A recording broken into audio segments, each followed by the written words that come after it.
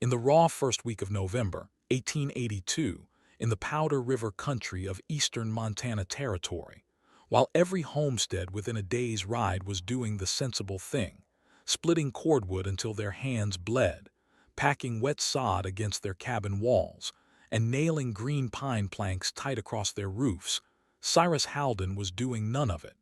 He was laying buffalo hides.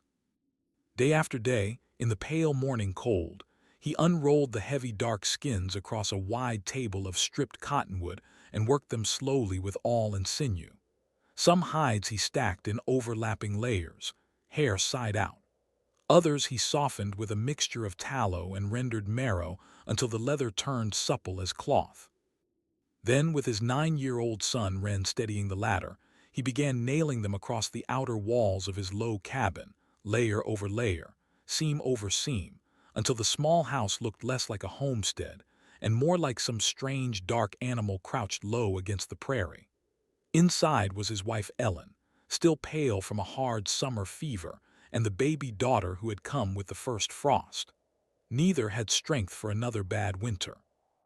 Cyrus had promised them warmth by the first snow, but no one who rode past the claim believed for a moment that what he was building would hold. Travelers slowed their horses to gawk. Freighters coming down from Miles City shook their heads. One young cowhand actually laughed out loud when he saw the shaggy hides flapping loose against the north wall. Cyrus had not yet trimmed the edges. To their eyes, Cyrus Haldon was skipping every hard task a frontier winter demanded. There was no proper chinking between his logs, no sod pack, no plank snow fence. He had not even finished stacking his firewood shoulder-high the way any honest homesteader ought to before the first hard freeze. He had only the hides. To passing eyes, it looked like the work of a lazy man, a man cutting corners with his family's lives, because buffalo hide was what a hunter slept beneath in a soft camp, or what a wife draped over a bed for extra warmth on the coldest nights. It was not, by any decent frontiersman's understanding, what a wall was made of, but there was one detail almost no one noticed. Cyrus was not simply nailing hides to the cabin. He was building the walls in layers, 3, sometimes 4 thicknesses of hide, with narrow gaps of dead air trapped between them. Each layer set at a slightly different angle, each seam offset from the seam beneath it. And where the wind came hardest from the north, he doubled the hides again and lashed them tight with strips of green rawhide that would shrink hard as iron once the cold set in. What did those layered hides really do? Was Cyrus Haldon truly the lazy fool his neighbors believed him to be, or had he seen something in his years of buffalo hunting that none of them ever would? Would his strange dark walls become a shelter for his wife and children, or a slow, silent tomb once the drifts began to climb? Subscribe now to see how one man's stubborn gamble held up against the worst blizzard the Powder River country had seen in a generation. One gray afternoon in mid-November, an old freighter named Deacon Rowe pulled his mule team to a halt beside the Haldon claim. Deacon had hauled goods across the northern plains for close to 30 years, and he had buried more friends to winter than to Sioux, cholera, and bad whiskey combined. He climbed down slowly from the wagon seat, his knees stiff with cold, and stood a long time studying the dark, high-draped cabin without saying a word. Then he walked closer. He ran one gloved hand across the outer layer of buffalo hide, feeling the coarse hair beneath the palm. He tugged at a seam. He pressed his ear flat against the wall and listened for a long moment. Cyrus watched him from the wood block where he was trimming a fresh hide edge but did not interrupt. Finally, Deacon Rowe stepped back, and his face was not the face of a man about to laugh. "You've done this before," Deacon Rowe said at last. It was not a question. Cyrus set down the awl and wiped his hands on the front of his heavy canvas coat. "Once," he answered. "A long time back." The old freighter grunted low in his throat and looked toward the northern horizon, where a thin gray band of cloud was already beginning to smear itself flat above the ridgelines. He had seen that kind of sky too many times to mistake it for anything gentle. Snow was coming, and coming soon, and coming hard.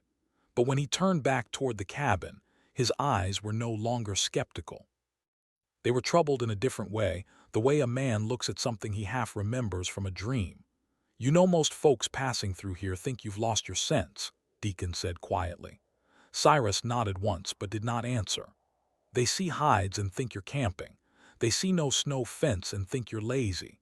They see that little woman inside with a new baby and they wonder why her man ain't chopping wood from sunup to sundown." The old freighter paused, then shook his head slowly. "But I hunted with a man down on the Republican River back in '71 who wintered inside a lodge just about like this. Layered hide, offset seams, tight rawhide. Coldest winter I ever felt. He came out of March fatter than he went in." Deacon's voice dropped lower. "Every white man for 40 miles around him froze something that season. Toes, fingers, whole families in one case. But not him." He looked at Cyrus carefully. "Where'd you learn it?" For a long moment, Cyrus did not speak. He simply looked past the freighter toward the low horizon where the wind was already starting to lift dust off the frozen prairie grass. "From the people who knew this country before we did," he said finally. Deacon Rowe held his gaze, then gave the faintest nod.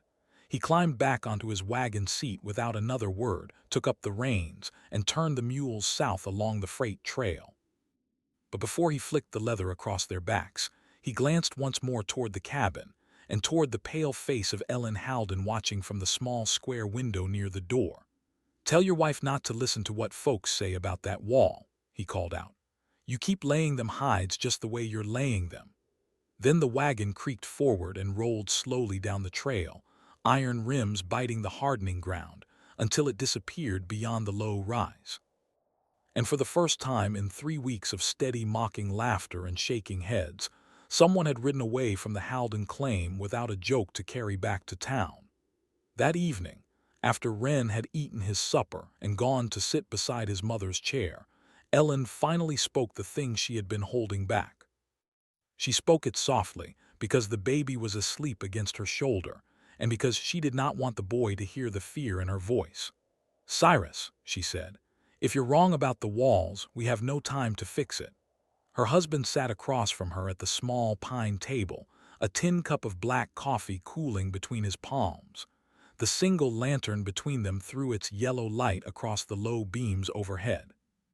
Outside, the wind was rising again, testing the seams of the hides with slow, searching fingers. Cyrus did not answer right away. He had made his wife a promise back in September, when the fever was still burning through her, and the child inside her had not yet come. He had promised her a warm winter. He had promised her that the cabin they built together on this wind-scoured piece of ground would hold them safe until spring. And he had known even then, standing beside her sick bed with her hand in his, that he was going to do it in a way that would make every neighbor within 20 miles call him a fool. He looked at her now across the lantern light, and he saw the fear she was trying to hide, and he understood, more than she knew, exactly what he was gambling. "I'm not wrong about the walls," Cyrus said at last. His voice was low, but it was steady. "I've been wrong about a lot of things in my life, Ellen. I was wrong about the mine in Deadwood. I was wrong about the horses I bought off that Missouri trader. I was wrong the summer I told you we didn't need a doctor when the fever came." He looked down at his hands for a long moment. "But I'm not wrong about the hides." Ellen studied him across the table. The lantern light caught the side of his face, the weathered lines around his eyes, the streaks of gray beginning to work their way through his beard.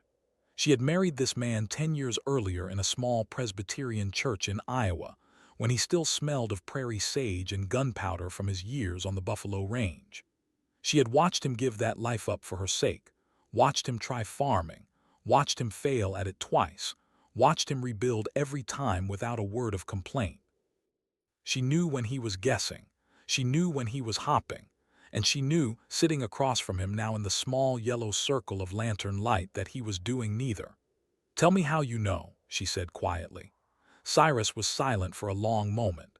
Then he began to speak, and he spoke in the slow, careful way of a man who had never told the story before, not to anyone, not even her. He told her about the winter of 1874, when he had been a young hide hunter working the Republican River country south of the Platte. He told her about the storm that had caught his outfit in the open with no shelter, but a sod dugout half fallen in and a wagon tarp gone stiff with ice. He told her how 3 men out of 7 had died of exposure, that weak, good men, strong men, men who had fought at Shiloh and Antietam and come home whole. And he told her how a young Lakota woman and her old grandfather had found the 4 survivors on the morning of the 6th day, half frozen in the ruined dugout, and had carried them by travoy to a small winter camp 2 miles farther down the creek. He told her about the lodge. He described it slowly for her, the way a man describes a thing he has thought about for years without ever fully understanding. The dark buffalo hides layered 3 and 4 deep. The narrow gaps of dead air between each layer, the seams offset so that no seam ever lined up with the one beneath it. The way the wind came off the frozen creek at night and hit that lodge with a sound like a river running past, but the air inside stayed warm enough that a man could sit in his shirt sleeves beside the fire and sweat. I lived in that lodge for 11 weeks, Cyrus said. The old man taught me some of it. Not all. He said a hide wall isn't a wall. He said it's a breath, something alive that holds warm air inside itself the way a bird holds warm air inside its feathers. Ellen watched her husband's face in the lantern light. When spring came, Cyrus went on, I went back to my outfit and I never spoke of it. A hide hunter didn't talk about being saved by the people whose winter he was destroying. I buried it inside myself and I let it sit there for 8 years. He looked up at her. But I remembered every seam. I remembered every angle. I remembered the way the old man walked around the outside every morning and pressed his hand flat against the hide to feel where the cold was getting in. And when the doctor in Miles City told me last month that another hard winter might carry you off, Ellen, I knew what I had to build. For a long time, Ellen did not speak. The baby stirred against her shoulder, and she shifted the small, warm weight without looking down. Ren, half asleep beside the stove, did not raise his head. Outside, the wind pressed slow and searching against the outer layer of hide, and somewhere far off across the prairie, a coyote let its voice out into the cold, thin and lonely. Then Ellen reached across the table and laid her hand over his. "All right," she said. The next morning, Cyrus was back at the walls before the sun cleared the eastern ridge. He worked in the same slow, careful rhythm he had held for 3 weeks now, moving methodically around the small cabin, checking every seam, pressing his bare palm flat against each hide the way the old Lakota man had done long ago on the Republican River. The cold bit hard into his fingers, but he did not pull the glove back on until he had finished the full circuit, because a gloved hand could not feel what a bare palm could. A gloved hand could not tell him where the wind was working its way through, where a seam had loosened in the night, where the outer layer had shifted a 1/4 inch and opened a hairline gap between itself and the layer beneath. Ren followed him around the cabin with a small wooden bucket of rendered tallow and a stiff badger hair brush. Whenever Cyrus found a place where the hide had begun to stiffen too sharply against the cold, he would kneel down and take the brush from the boy and work a small circle of tallow into the leather until it turned dark and supple again. Then he would move on.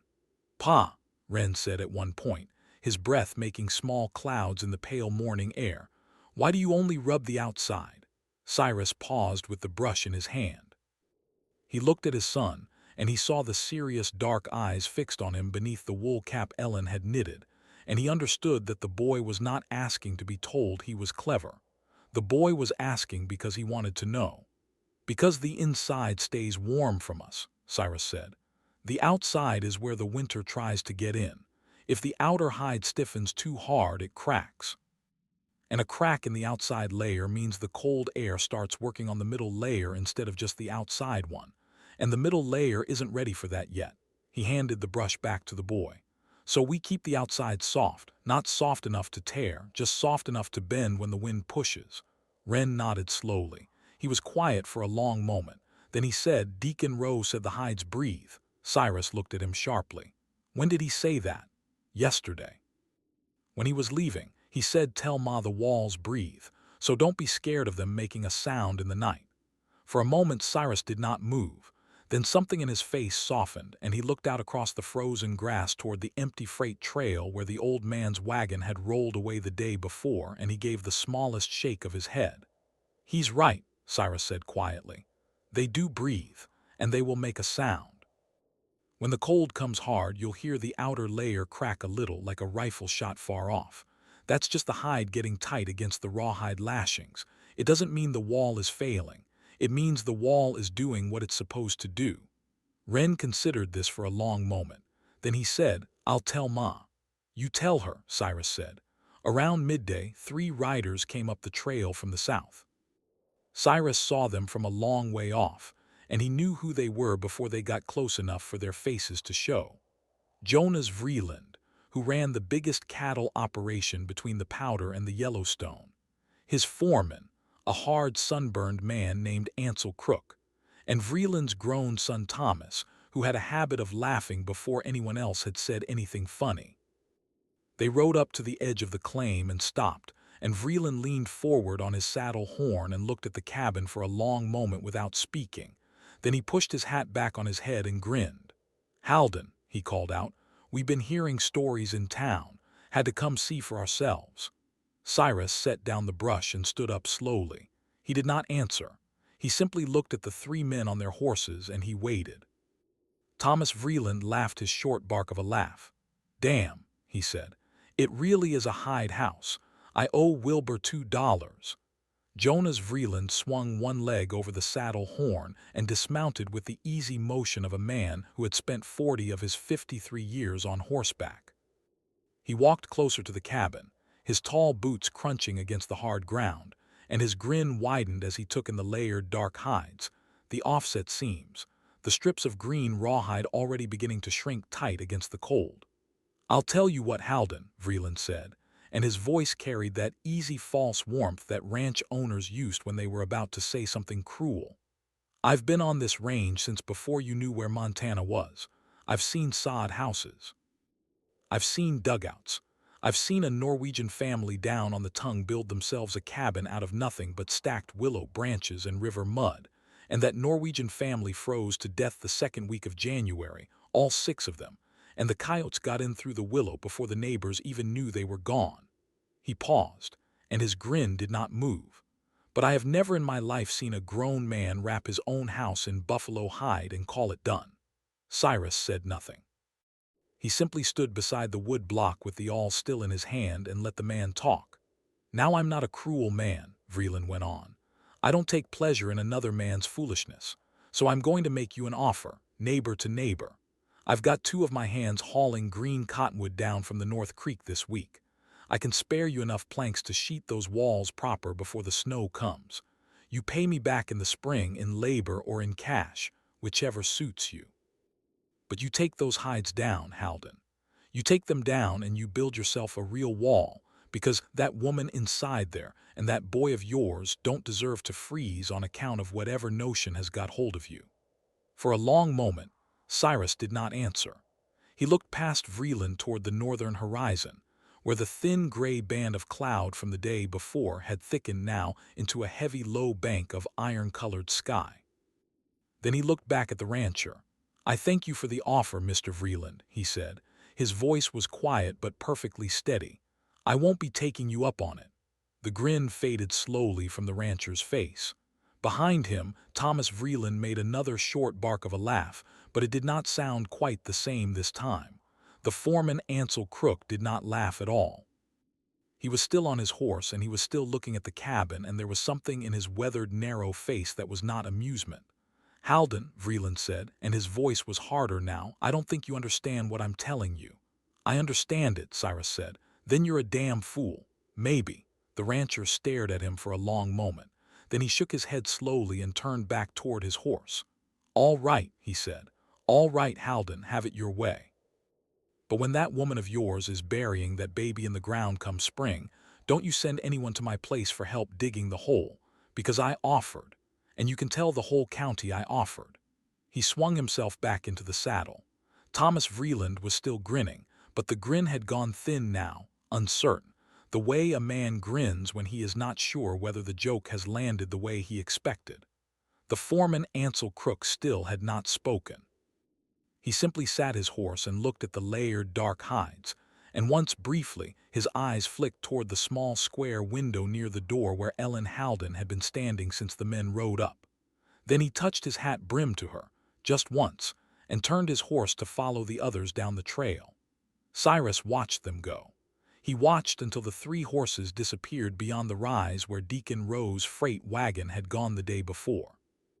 Then he turned back toward the cabin, and he saw that Ellen was still standing in the window, and her face was very pale. He set down the awl and walked toward the door. Inside, Ellen was sitting at the small pine table with the baby held tight against her shoulder. Wren was crouched by the stove, feeding it slow with pieces of split pine, his small face turned away so his father would not see that he had heard every word the rancher said. Cyrus closed the door behind him. He hung his coat on the peg beside it, and he stood a long moment with his back to the room, his hand still resting on the rough pine of the doorframe. "Cyrus," Ellen said quietly, "I know. They'll tell it in town. I know. Vreeland has a mouth on him. By supper tomorrow, every family from here to the Yellowstone will have heard some version of what he said." Cyrus turned around slowly.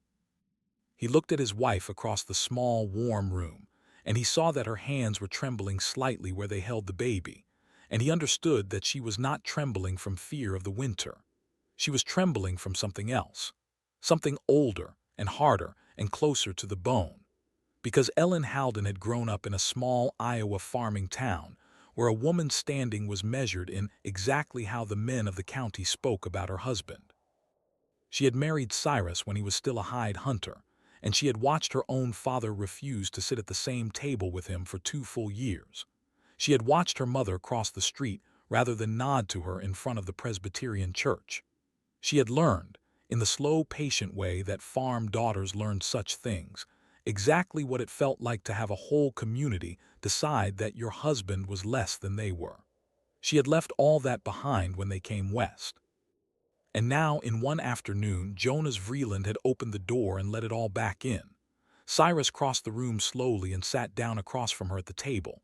He reached out and laid his weathered hand over hers where it rested against the baby's small, warm back. He did not squeeze, he simply let it rest there. "Ellen," he said quietly, "when the storm comes, they'll know. And if the storm doesn't come," he looked at her for a long moment. Then he said, "The storm is coming, Ellen. It's coming this week. Deacon Rowe saw it in the sky yesterday. I saw it in the sky this morning. That whole northern bank has been building since Sunday, and the wind out of the ridges last night had ice in it. It's coming, and it's coming hard, and every wall in this county is about to be tested." She did not answer. She looked down at the baby's small dark head where it rested against her collarbone, and she was silent for a long time. Then Wren spoke from beside the stove. "Ma," he said, and his small voice was steady in a way that surprised both of them.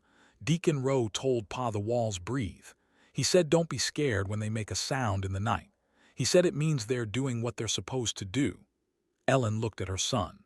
The boy was still crouched beside the fire, and the yellow light of the flames caught the side of his face and made him look older than his 9 years. She looked at him for a long moment, and then she looked back at her husband, and something in her shoulders eased just slightly. "All right," she said, for the second time in 2 days. That night, the temperature fell so hard that the water bucket beside the door skinned over with a full 1/4 inch of ice before the family finished supper. Cyrus made one last circuit around the outside of the cabin with the lantern before he came in for the night. He pressed his bare palm against each wall in turn, moving slowly, feeling for cold spots. Twice he stopped and worked a small amount of tallow into a stiffening seam. Once he tightened a rawhide lashing where the shrinkage had pulled the outer hide almost drum tight. When he finally came inside and barred the door behind him, the wind was already beginning to rise out of the north. By midnight, it had begun to howl.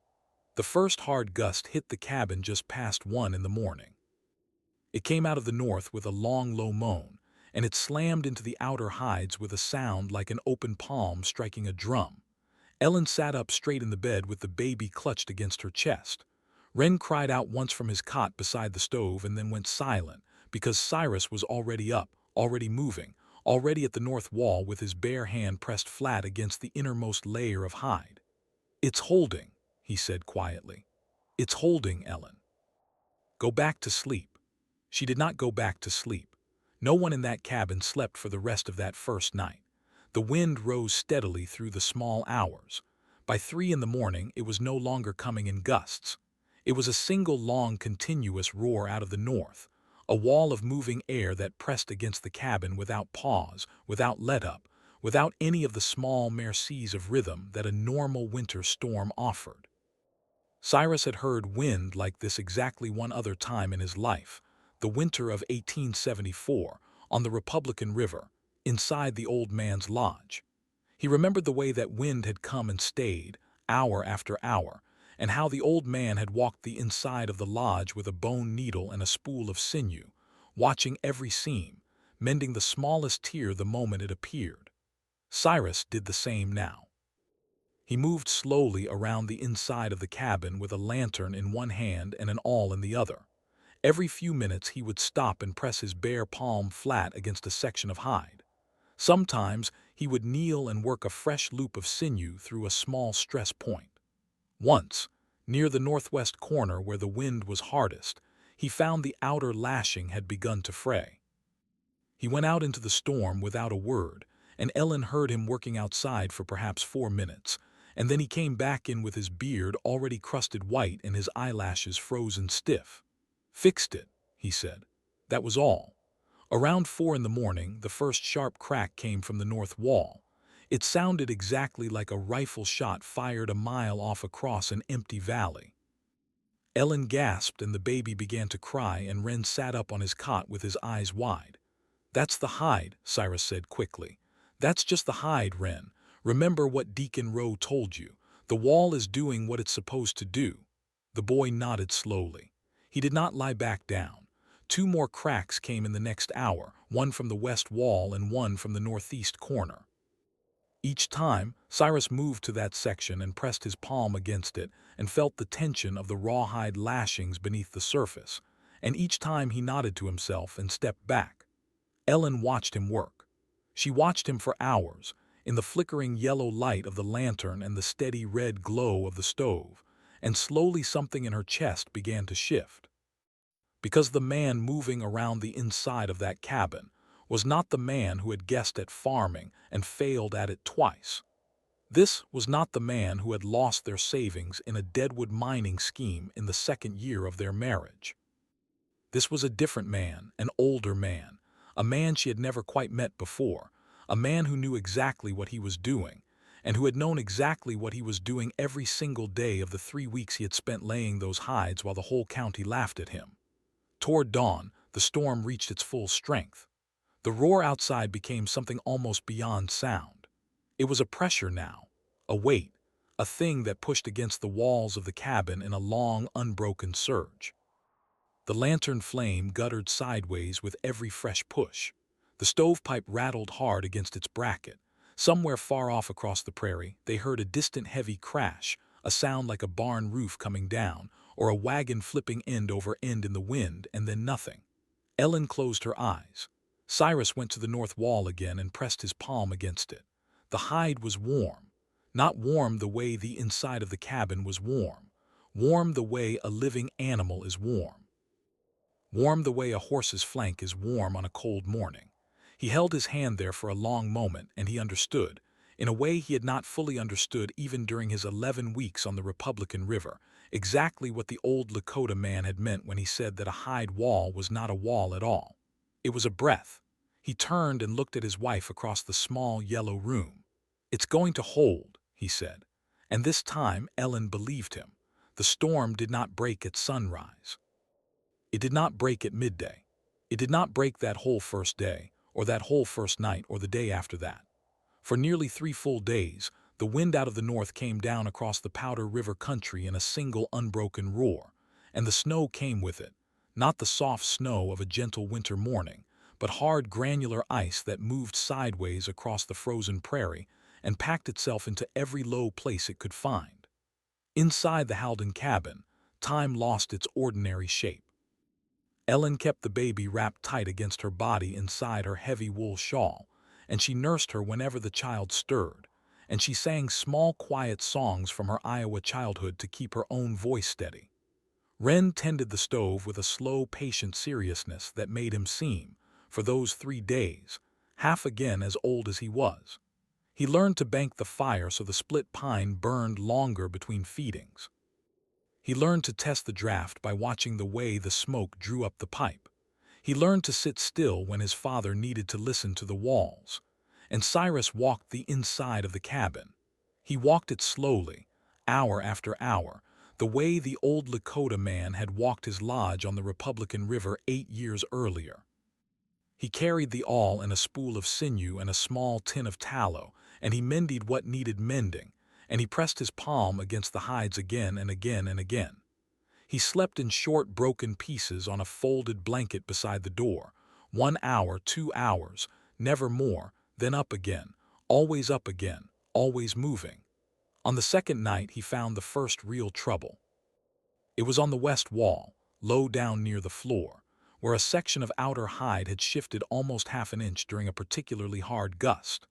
Cold air was working its way in through the small gap and beginning to push against the middle layer, and Cyrus could feel it clearly with his bare palm, a thin, steady breath of frozen wind that had no business being inside a wall. He worked on it for nearly 40 minutes by lantern light. He did not go outside.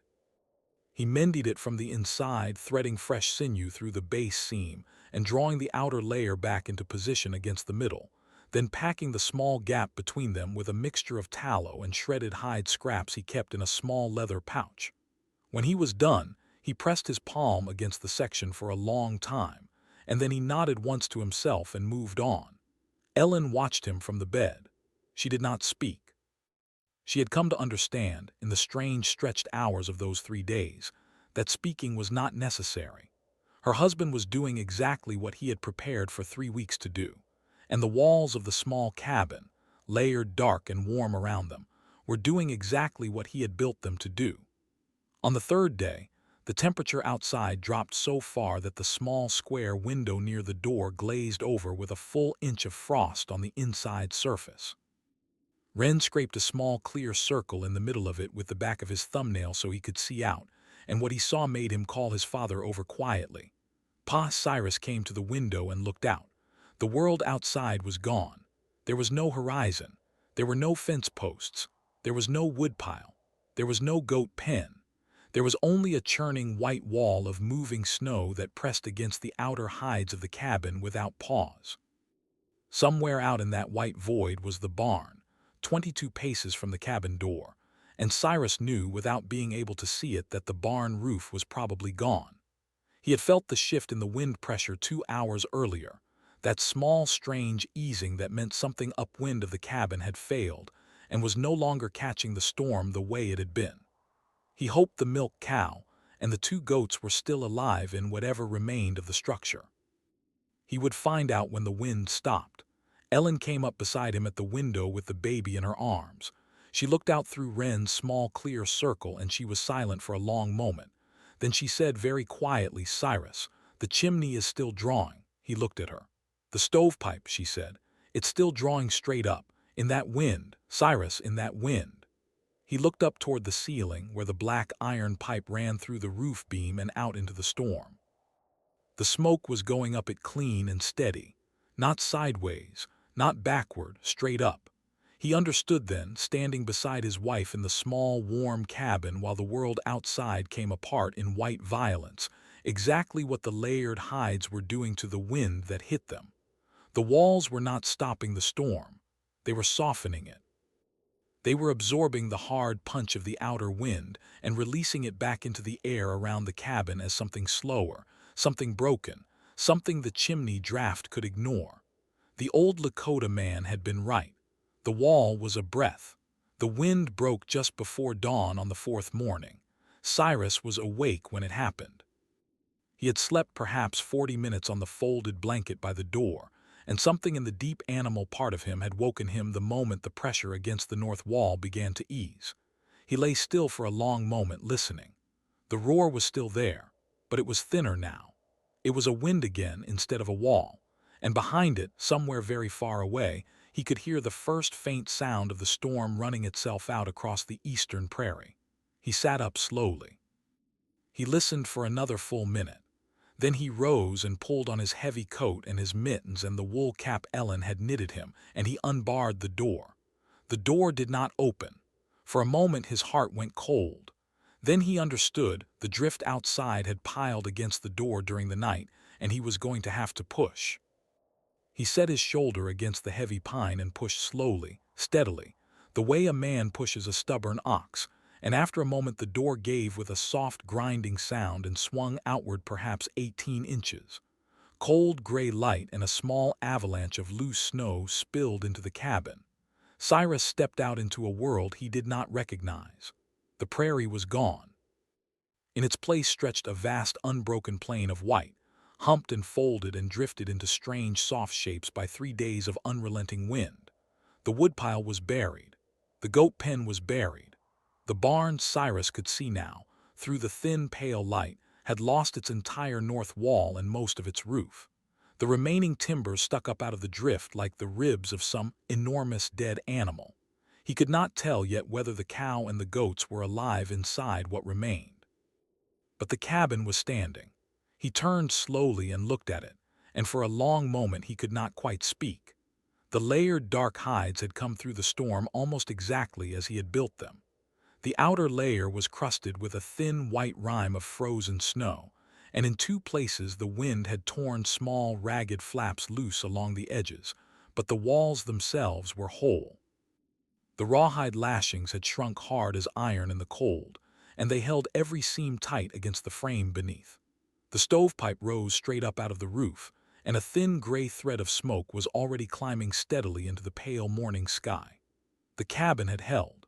Cyrus stood in the drift outside his own front door, and he took off his cap, and he stood with his bare head in the cold gray morning air, and he did not move for a long time. Then he heard the sound of hoofbeats coming from the south. He turned. Coming up the trail through the fresh drifts, moving slowly because the horses were breaking a path with every step, were 3 riders. Cyrus recognized them before they were close enough for their faces to show. Deacon Rowe on his old dun mare, breaking trail in front. Behind him, on a laboring bay gelding, was the foreman Ansel Crook. And behind Crook, riding a horse that Cyrus did not recognize, was Jonas Vreeland. The 3 men rode up to the edge of the claim and stopped. For a long moment none of them spoke. They simply sat their horses and looked at the small dark cabin standing whole in the middle of the vast white ruin of the prairie. Then Deacon Rowe took off his hat. He did not say anything. He simply took off his hat and held it against his chest, and he looked at Cyrus across the drift, and there was something in the old freighter's weathered face that Cyrus would remember for the rest of his life. Vreeland was the one who finally spoke. "Halden," he said, and his voice was not the voice of the man who had ridden up to this same claim 3 days earlier. It was thinner. It was tighter. "Halden, we lost the roof off the main barn. We lost the bunkhouse. We lost 4 head of stock that we know of and probably more we haven't found yet." Ansel here rode over to the Peterson place at first light. The Petersons are alive, but their cabin roof came in on them during the second night, and the youngest boy has frostbite so bad in both feet that the doc in Miles City is going to have to take them off. He paused, and his jaw worked once. "Every wall in this county is down or damaged. Every wall except yours." Cyrus did not answer. Vreeland looked at the layered dark hides for a long moment. Then he looked back at Cyrus, and something in his face was very close to shame. "I came here 3 days ago," he said slowly, "and I called you a fool in front of your wife and your boy. I came here to say it to your face this morning. I was wrong, Halden. I was wrong, and half the men in this county were wrong with me, and I don't know yet how many of them are going to be alive by spring on account of it." He paused again. Then he said, "Will you teach me how you built that wall?" Cyrus looked at the rancher for a long moment. Then he looked past him, down the trail toward the south, where somewhere beyond the horizon a small boy was going to lose both of his feet because his family had built their walls the way the county had told them to build them. And Cyrus thought about the old Lakota man on the Republican River, and the winter of 1874, and the 11 weeks he had spent learning something that a hide hunter was not supposed to want to learn. "Come inside, Mr. Vreeland," he said finally. "All 3 of you. Ellen has coffee on. We'll talk about the walls." The rancher dismounted slowly. Ansel Crook and Deacon Rowe followed him, and the 4 men walked together through the drift toward the small dark cabin that it held. By the end of that first week, 6 families from the surrounding claims had ridden to the Haldon place to see the walls with their own eyes. By the end of the month, the number had grown to more than 20. Cyrus did not turn any of them away. He walked each visitor slowly around the outside of the cabin, and he showed them the layered hides, and he explained the offset seams, and he pressed their bare palms against the outer layer so they could feel for themselves how the wall breathed with the wind instead of fighting it. He was careful, always, to tell them where he had learned it. He told them about the winter on the Republican River. He told them about the old man and the young woman who had found him half dead in a ruined dugout, and about the 11 weeks he had spent in a lodge that had kept him warm through a storm that killed 3 of his outfit in the open. He told them that the knowledge was not his. He told them that he was only passing it along. Some of the men listened. Some did not. Jonas Vreeland listened. He rebuilt his bunkhouse the following autumn with layered elk hide over the north and west walls, offset seams, green rawhide lashings, and he never lost a hand to frostbite on his outfit again as long as he lived. Deacon Rowe did not build a hide house of his own. He was too old for it, he said, and his freighting years were coming to a close. But he carried the story with him every trip he made across the northern plains for the rest of his working life. He told it in trading posts and army forts and stagecoach stations from Miles City to Fort Benton to the Missouri crossings, and he always told it the same way. He said there was a man in the Powder River country named Cyrus Haldon who had listened once to the people who knew this land before we came to it. And every wall that man built, Deacon Rowe said, was still standing. Ellen Haldon lived another 41 years in that small, dark cabin. She raised the baby daughter through into a woman grown, and she watched Wren take a wife of his own and build a homestead of his own 3 miles down the creek, with layered hide walls of his own, of course, offset seams and green rawhide, taught to him by his father the same way his father had been taught by an old man on the Republican River in the winter of 1874. She outlived Cyrus by 11 years. When she was very old, and her granddaughters would come to sit with her on the porch of the small cabin in the long summer evenings, she would sometimes tell them the story of the storm of 1882, of the 3 days and 3 nights when the wind came down out of the north, and every wall in the county came apart except theirs. And she would always end the story the same way. She would say that her husband had not been a clever man exactly, and he had not been a lucky man either. He had been a man who had listened once, when he was young, to somebody the rest of the world was not listening to, and he had remembered what he heard. And when the winter of his family's lives had finally come, he had built his walls the way that memory had taught him to build them. And the walls had held. The prairie is a hard country. The winters still come the way they have always come, out of the north with a long, low moan and a wall of moving air behind them. But somewhere out past the Powder River, in the Montana grass, the story of Cyrus Haldon and his dark layered walls is still remembered by the people whose grandfathers survived that storm because a stubborn man refused to build the way the county told him to build. Was Cyrus Haldon a genius? Or was he simply a man who was willing to listen once to something the rest of the world had decided was not worth hearing? Let us know in the comments below. And if this story moved you, please like this video. Share it with someone who loves stories of the American frontier, and subscribe to the channel for more true-feeling tales of the men and women who built their lives against the hardest country on earth.